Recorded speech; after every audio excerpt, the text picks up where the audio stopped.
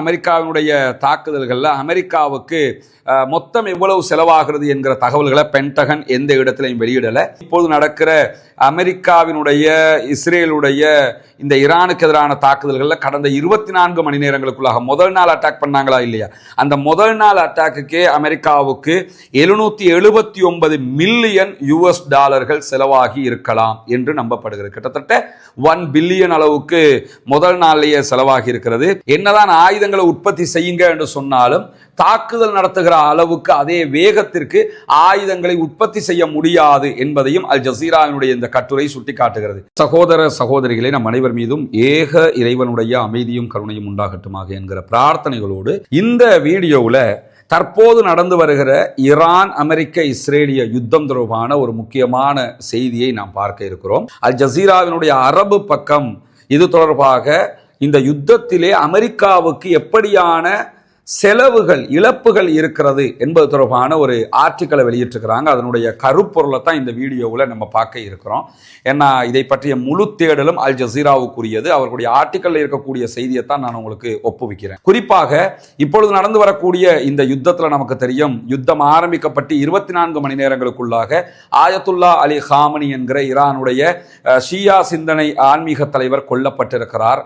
அவருடைய இழப்பு ஈரானுக்கு ஒரு மிகப்பெரிய இழப்பாக மாறி இருக்கிறது. இப்படியான ஒரு சூழலுக்கு மத்தியில தான் இந்த யுத்தம் தற்போது உச்சம் தொட்டு கொண்டிருக்கிறது. ஈரானுடைய புரட்சிகர காவலர் பிரிவு IRGC தொடர் தாக்குதல்களை நடத்தி கொண்டிருக்கிறது. அமெரிக்காவினுடைய பேஸுகள் மேல நடத்துறாங்க, அமெரிக்காவுடைய தூதுவராலயங்கள் மேல நடத்துறாங்க, இஸ்ரேல் மேல நடத்துறாங்க. அமெரிக்காவினுடைய தொடர்பு எங்கெல்லாம் இருக்கிறதோ அங்கெல்லாம் அந்த தாக்குதல்களை அவர்கள் நடத்தி வருகிறார்கள் என்கிற செய்திகள் வெளியாகி கொண்டே. இந்த நிலையில அமெரிக்காவினுடைய விமானம் தாங்கி கப்பலான USS Abraham Lincoln, USS George W Bush, அதே போன்று ஜெரால்டு ஆகிய விமானம் தாங்கி கப்பல்கள் நிலைநிறுத்தப்பட்டு அதிலிருந்து தாக்குதல்களை நடத்துறாங்க. அதே போன்று அமெரிக்காவுடைய எல்லா பேஸுகள்ல இருந்து தாக்குதல் நடத்துறாங்க.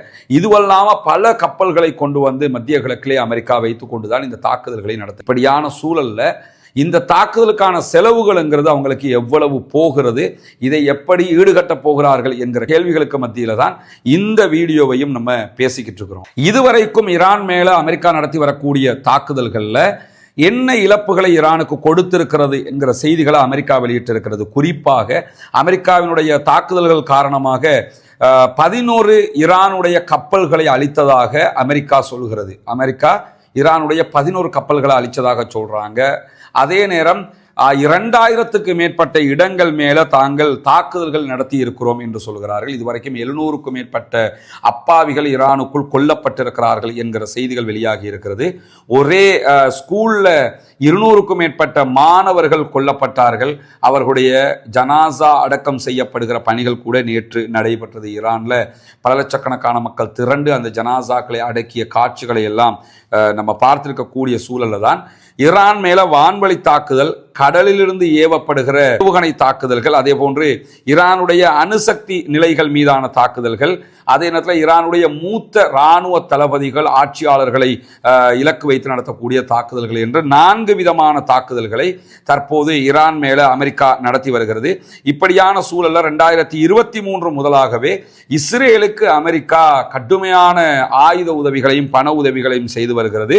பிரவுன் பல்கலைக்கழகத்தினுடைய ஆய்வாளர்கள் வெளியிட்டிருக்கக்கூடிய 2025க்கான யுத்தம் பற்றிய செலவுகளுடைய அறிக்கையை தான் அல் ஜசீரா சுட்டி காட்டுகிறது. அந்த அறிக்கையில் அவங்க என்ன சொல்றாங்கன்னு கேட்டா, அக்டோபர் 7, 2023 காசாவினுடைய யுத்தம் ஆரம்பிக்கப்பட்டதிலிருந்து இதுவரைக்கும் இஸ்ரேலுக்கு 21.7 பில்லியன் அமெரிக்க டாலர்கள் அளவுக்கு ஆயுத இராணுவ உதவிகளை அமெரிக்கா செய்திருக்கிறது. 21.7 பில்லியன் அமெரிக்க டாலர்னு சொன்னா எவ்வளவு தொகைன்னு யோசிச்சு பாருங்க. நம்ம நாட்டுடைய இலங்கையினுடைய மொத்த கடனுடைய நிலுவையே எவ்வளவு கேட்டா 63 பில்லியன் தான். இவங்க இஸ்ரேலுக்கு ஆயுதத்துக்காக இராணுவத்திற்காக செலவு செய்திருக்கக்கூடிய இந்த காலகட்டத்துக்குள்ள 21 பில்லியன், கிட்டத்தட்ட 22 பில்லியன் செலவழிச்சிருக்கிறாங்க. இலங்கையினுடைய மொத்த கடன் இவ்வளவு காலமாக, அது சுதந்திரம் கிடைச்ச காலத்துல இருந்து எடுத்த கடன்களுடைய லிஸ்ட் தான் இது. இவ்வளவு காலமாக நம்ம எடுத்திருக்கக்கூடிய கடன்ல 3இல் 1 பகுதியை அமெரிக்கா இஸ்ரேலுக்கு இராணுவத்திற்காக செலவிட்டு இருக்கிறது. இதை தாண்டி அமெரிக்காவில் இருக்கக்கூடிய பில்லியனர்ஸ் இருக்காங்களா இல்லையா, பணக்காரர்கள், இவங்க யமன், ஈரான், அதே போன்று இஸ்ரேலுக்கு ஆதரவாக யமன்ல தாக்குதல் நடத்துவதற்காகவும் ஈரான்ல தாக்குதல் நடத்துவதற்காகவும் இஸ்ரேலுக்கு ஆதரவாகவும் இதுவரைக்கும் அமெரிக்காவினுடைய இந்த செயல்பாடுகளுக்கு 9.65 பில்லியன் கிட்டத்தட்ட 10 பில்லியன் US$ அளவுக்கு பணம் கொடுத்திருக்கிறார்கள். அது மட்டுமல்லாமல் 12 பில்லியன் அளவுக்கு அதனுடைய மொத்த தொகை இருக்கும் என்கிற செய்திகளையும் அல் ஜசீரா சுட்டிக்காட்டுகிறது. இதே போன்று இந்த ஈரானுடைய யுத்தத்தில் எந்தெந்த ஆயுதங்களை அவங்க முக்கியமாக பயன்படுத்துகிறார்கள் என்கிற விதமான செய்திகளும் வெளியாகி இருக்கிறது. குறிப்பாக நீங்க பார்த்தீங்கன்னு சொல்லி சொன்னா சென்டகாம் வெளியிட்டிருக்கக்கூடிய அறிவிப்புல 20க்கு மேற்பட்ட ஆயுத அமைப்புகளை அமெரிக்கா பயன்படுத்தி வருகிறது. அந்த கப்பல், ஏவுகணைகள், இந்த மாதிரி 20க்கு மேற்பட்ட ஆயுத அமைப்புகளை பயன்படுத்துறாங்க. சில ஆயுத அமைப்புகள் பற்றிய தரவுகளை அல் ஜசீரா குறிப்பிட்டு காட்டுகிறது. குறிப்பாக விமான தாக்குதல்களுக்கு B-1 குண்டுவீச்சு விமானங்கள், B-2 திருட்டுத்தனமான குண்டுவீச்சு விமானங்கள் பயன்படுத்தப்படுகிறது. இந்த B-1 குண்டுவீச்சு விமானங்கள் தான் உலகத்திலேயே ஆபத்தான விமானங்கள். இந்த விமானங்கள் தான் ஈரானுடைய ஃபோர்டோ அணுமின் நிலையம், அதே போன்று இஸ்பஹான் ஆகிய அணுமின் நிலையத்தில் குண்டு போட்டாங்களா இல்லையா, இந்த விமானத்திலிருந்து தான் போடுவாங்க. இந்த விமானத்திலிருந்து அந்த குண்டுகளை போடவும் முடியும். கிட்டத்தட்ட 2000 கிலோவுக்கு மேல இருக்கக்கூடிய வெடிமருந்துகளை சுமந்து அந்த குண்டுகள் போடப்படும். இதுல 2 வகை B-1 குண்டுவீச்சு விமானங்கள் இருக்கு. B-2 திருட்டுத்தனமான விமானங்கள் என்று சொல்லுவாங்க. என்னன்னா ரேடாருக்கு சிக்காத விமானங்கள். இந்த 2 விமானங்கள் பயன்பாட்டிலே தற்போது இருக்கிறது அமெரிக்கா ஈரான் வார்ல. அதே மாதிரி நீங்க பாத்தீங்கன்னா F-35 விமானங்கள், இதிலே F-35-2 அதே போன்று F-22 ராப்டர் வகையான விமானங்கள் என்று சொல்லப்படுது. இந்த விமானங்கள பேரைத்தான் நான் சொல்றேன், முழுமையாக இந்த விமானங்கள்ல முழு தகவல் எனக்கு தெரியல. தாக்குதல் விமானங்கள்ல அதையும் புரிஞ்சுக்கிறேங்க. அவங்க போட்டு இந்த விமானங்கள் அட்டாக்கிங் ஜெட்டுகள் தான், போய் அட்டாக் பண்ணுகிற ஜெட்டுகள் தான்ங்கிறது மட்டும் காமனாக புரிஞ்சுக்கிறேங்க.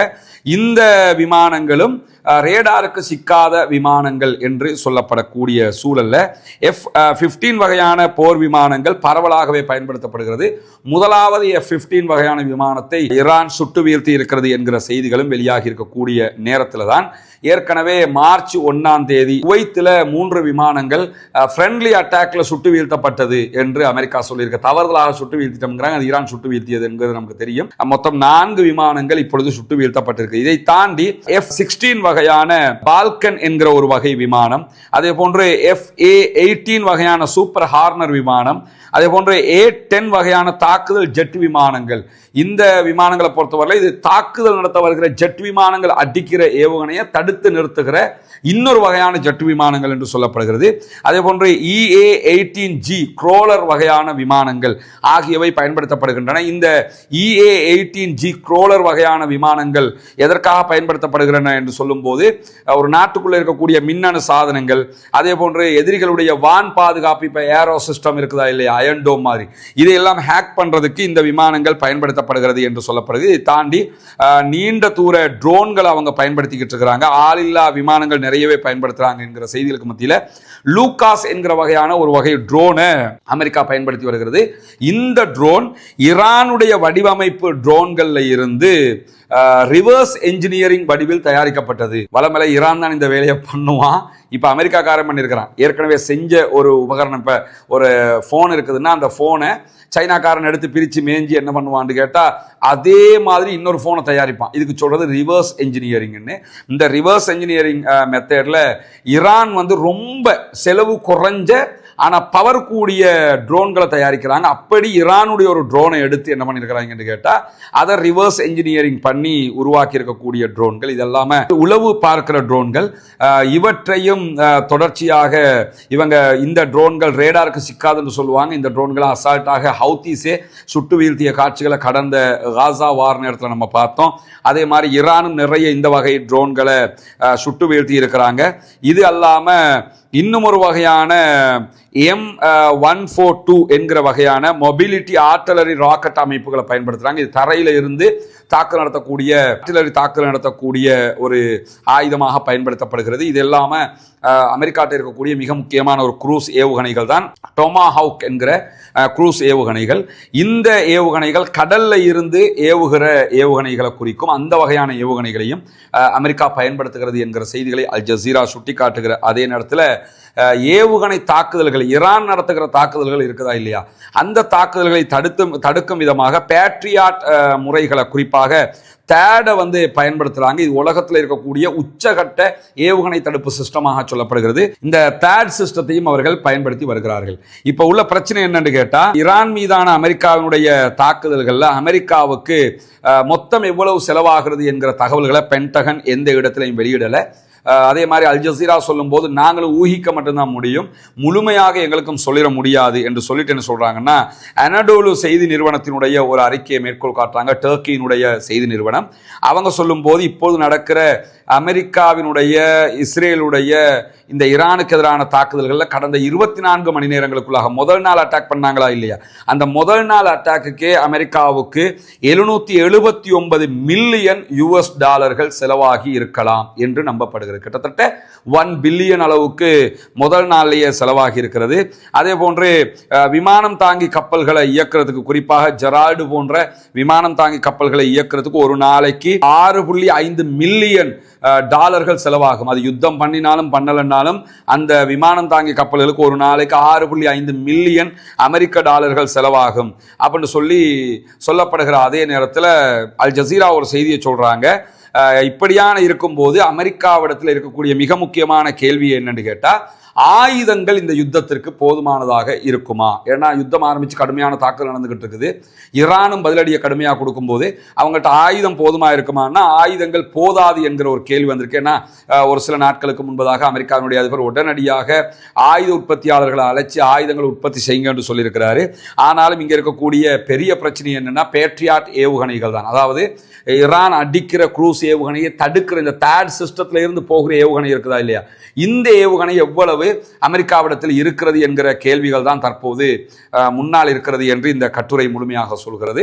என்ன காரணம் என்று சொன்னா, 12 நாள் வார் ஜூன் மாதம் கடந்த ஆண்டு நடந்ததா இல்லையா இஸ்ரேலுக்கும் ஈரானுக்கும் இடையில, இதுல அமெரிக்கா அந்த தேட் சிஸ்டத்தை கொண்டு வந்து கொடுத்திருந்தாங்க. தேட் சிஸ்டத்தில் இருக்கக்கூடிய ஏவுகணைகள் எல்லாம் குறைஞ்சிருச்சு, இனிமே தடுக்க முடியாது என்கிற நிலை வரும்போது தான் உடனே அந்த யுத்தத்தை நிறுத்துவதற்கு அமெரிக்கா முன் வந்தது என்கிற செய்திகள் வெளியாகி இருந்த நிலையில இப்பொழுது இந்த யுத்தம் தொடருமா இல்லையா என்பது அமெரிக்காவிடத்தில் இருக்கக்கூடிய இந்த தடுப்பு ஏவுகணைகளை கொண்டுதான் இருக்கிறது என்பதுதான் இந்த கட்டுரையினுடைய முழு சாராம்சமாக இருக்கிறது. என்னதான் ஆயுதங்களை உற்பத்தி செய்யுங்க என்று சொன்னாலும் தாக்குதல் நடத்துகிற அளவுக்கு அதே வேகத்திற்கு ஆயுதங்களை உற்பத்தி செய்ய முடியாது என்பதையும் அல் ஜசீராவினுடைய இந்த கட்டுரை சுட்டி காட்டுகிறது. இப்போ ஒரு அட்டாக் நடத்தும் போது ஒரே நேரத்தில் 100-200 ஏவுகணைகளை ஏவுவாங்க. ஆனா தடுக்கும் போது அதே மாதிரி அவன் 100 ஏவுகணைகளை ஏவும் போது இவங்களை 100 ஏவுகணையை கொண்டு தடுக்கணுமா இல்லையா? அப்ப தடுக்கிற வேகத்துக்கு இங்க தயாரிக்க முடியுமான்னா இது சாக்லேட் கிடையாது அப்படி தயாரிக்கிறதுக்கு, இது ஆயுதம். எனவே அப்படியான ஆயுதங்கள் பற்றாக்குறை ஏற்படுகிற போது உடனடியாக அமெரிக்கா என்ன பண்ணலாம் என்று சொன்னா, இந்த மாதிரியான யுத்தத்தில இருந்து பின்வாங்குவதற்கான வாய்ப்புகள் இருக்கிறது. அப்படி பின்வாங்காமல் உடனேயே இப்பொழுதே மற்ற நாடுகளை இணைத்துக் கொண்டு மொத்தமாக தாக்குதல் ஒன்றை நடத்தி அதிலே ஜெயிக்க வேண்டும் என்பதுதான் அமெரிக்காவுக்குரிய தேவையாக. அதுக்கு தான் ஸ்டாமரை பிரிட்டிஷை கூப்பிடுறாங்க, என்னால் மட்டும் முடியலடா நீயும் வாடான்னு கூப்பிடுறாங்க, ஜெர்மனை கூப்பிடுறாங்க, பிரான்ஸை கூப்பிடுறாங்க.